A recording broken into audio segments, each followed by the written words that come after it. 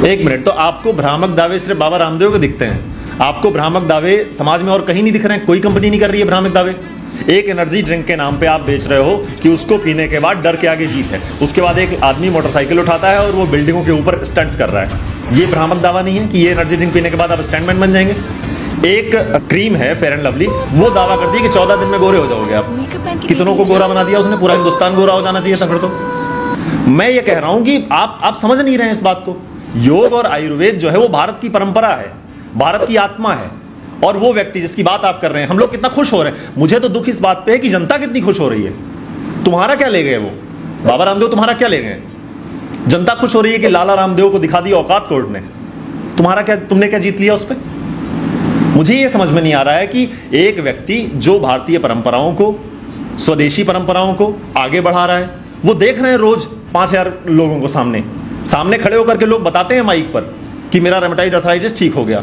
लोग बता रहे हैं कि उनके ऑटोइम्यून डिजीजेस ठीक हो रही हैं, कैंसर लोगों का ठीक हो रहा है। बस ये है कि अभी रिसर्चेस नहीं हुई हैं उस पर। आज के 20 साल पहले, 50 साल पहले अगर आपको कोई कहता कि मोबाइल से वीडियो कॉल भी की जा सकती है, आमने सामने देख सकते हैं एक दूसरे को, मानते आप? नहीं मानते। लेकिन आज आप मानते हैं उस बात को। तो ऐसी रिसर्च की जरूरत है ना। आप ये कहिए कि आयुर्वेद में और रिसर्च की जरूरत है, मैं मानता हूं। योग में और रिसर्च की जरूरत है, मैं मानता हूं। लेकिन आप ये कह रहे हैं कि अब आप विकिपीडिया खोल के देखिए, उस पर लिखा है कि ये स्यूडो साइंटिफिक है। विकिपीडिया एक ऑथेंटिक सोर्स ऑफ इंफॉर्मेशन है, उस पर लिखा हुआ है आयुर्वेद प्रैक्टिसेस जो हैं वो स्यूडो साइंटिफिक हैं। आप किस आधार पर इस बात को कह रहे हैं? कोई आधार है आपका इस बात का? आप एक जिम्मेदार प्लेटफॉर्म है, इंडियन मेडिकल एसोसिएशन, नाम के आगे इंडियन लगा लिया है उन्होंने, तो इससे लग रहा है कि ये सरकारी संस्था है, भारत सरकार उसके विरोध में। इंडियन लगा लेने से आप सरकारी संस्था और बहुत ऑथेंटिक नहीं हो जाते हैं। इंडियन मेडिकल एसोसिएशन और आयुर्वेद की ये लड़ाई है। ये एक हमको दिखाई दे रहा है, बहुत एक परसेप्शन आ रहा है लोगों के सामने कि एलोपैथ और आयुर्वेद में ये लड़ाई चल रही है। एलोपैथ आयुर्वेद की लड़ाई नहीं है। एलोपैथ और आयुर्वेद जो है ये साथ में चलने वाली पद्धतियां हैं। आयुर्वेद जो है वो जनक है, एलोपैथ उसके बाद जो है उसमें और मॉडिफिकेशन होकर के डेवलप हुआ है। एलोपैथ बहुत अच्छी चिकित्सा पद्धति है। लेकिन ये सारी लड़ाई इंडियन मेडिकल एसोसिएशन की और आयुर्वेद की है। इंडियन मेडिकल एसोसिएशन आयुर्वेद को क्वैकरी कह रहा है। क्वैकरी का मतलब जानते हैं आप? Fraudulent practices, fraud. और हमको, आपको शर्म नहीं आ रही है?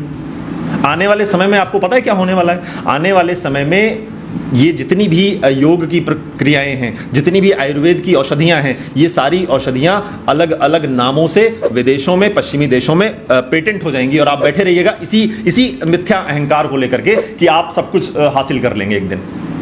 जितनी एक्सरसाइजेज आपकी हुआ करती, जो मार्जारी आसन है उसको कैट पोज के नाम से पेटेंट कर लिया गया है। कहते रहिएगा उसके बाद कि नहीं हमारे शास्त्रों में दिया हुआ है मार्जारी आसन। जैसे आज हम बात करते हैं गुरुत्वाकर्षण को लेकर के कि हमारे शास्त्रों में महर्षि कणाद ने कह दिया था वैशेषिक दर्शन में। कहते रहिए न्यूटन ने तो दे दिया। कौन मान रहा है आपकी बात को? ऐसे ही आने वाले समय में आपके सारे प्राणायाम को ब्रीदिंग प्रैक्टिस के नाम पे बेचा जा रहा है। बोल रहे हैं ना डॉक्टर्स को, आखिर प्राणायाम बोलने में क्या शर्म है?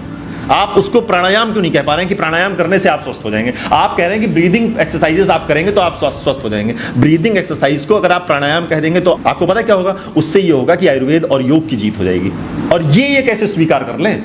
तो सारी समस्या यहां आ रही है। बाबा रामदेव या एक भारत के संन्यास परंपरा के सर्वोच्च पर बैठा हुआ व्यक्ति, ये सारे न्यूज़ चैनलों पे आप देखते होंगे, अन्य धर्मों के जब अन्य पंथों के जो लोग होते हैं उनका नाम जब लेते हैं, जैसे एक कोरोना के समय में एक मौलाना साद था, उसका मतलब उसने आपराधिक कृत्य किया है, लेकिन एक भी न्यूज़ चैनल पे क्या किसी एंकर ने उसको ये कहा कि ये साद है? सब मौलाना साद, मौलाना साद, मौलाना बुखारी, सब मौलाना लगा रहे हो। अगर उनका पद है, मैं कह रहा हूँ सम्मान दो। लेकिन जैसे ही स्वामी रामदेव की बात आती है, कितने न्यूज चैनल्स पे आपने देखा कि रामदेव को दिया कोर्ट ने झटका।